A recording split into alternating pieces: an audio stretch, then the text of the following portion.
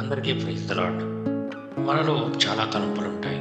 మంచి తలంపులు ఉంటాయి, చెడ్డ తలంపులు ఉంటాయి.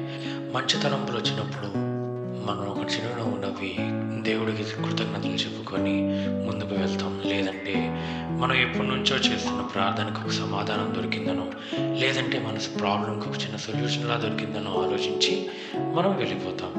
అది ప్రభువే ప్రొవైడ్ చేశాడని ఒక చిన్న నమ్మకం.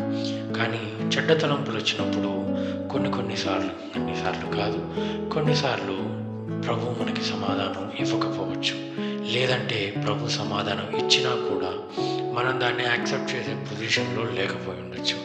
అలాంటివి మనకి చాలా రోజువారీలో జరుగుతూ ఉంటాయి. అది మనలో ఉండే తలంపు అవ్వచ్చు, లేదంటే సమాజంలో జరిగే ఇంకేదన్నా విషయం అవ్వచ్చు, లేదంటే మనం చూసిన వినిన సంగతుల వల్ల వచ్చిన తలంపులు అవ్వచ్చు.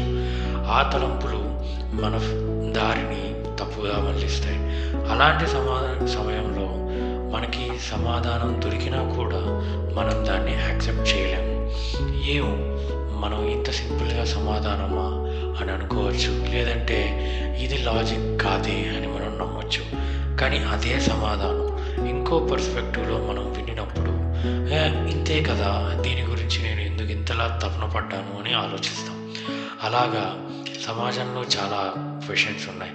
అది కొత్తగా క్రైస్ట్లోకి వచ్చిన వాళ్ళు కావచ్చు, అదే కొత్తగా క్రీస్తుని నమ్మిన వాళ్ళు కావచ్చు, లేదంటే ఎప్పటి నుంచో క్రీస్తులో ఉన్న వాళ్ళకి కూడా ఇలాంటి తలంపులు డౌట్స్ని క్రియేట్ చేయొచ్చు.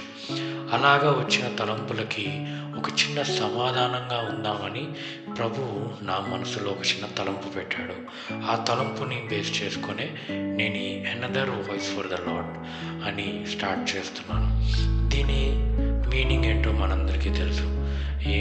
ఏముంది, ఇంకొక గొంతు, ఇంకొక వాయిస్ ప్రభు కొరకు, అంతే.